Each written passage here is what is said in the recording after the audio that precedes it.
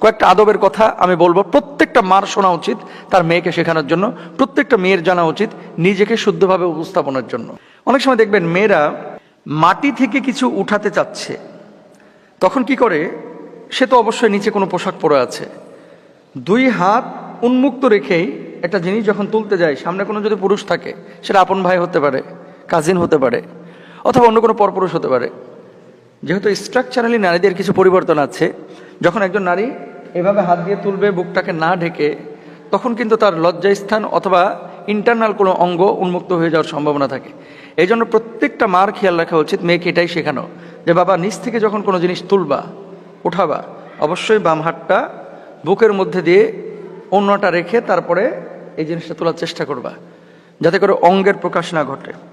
2 নম্বর, পুরুষের সামনে কোনো নারী পায়ের ওপরে পা তুলে বসবেন না, যেটা এখনকার মেয়েদের একটা ফ্যাশনে পরিণত হয়েছে।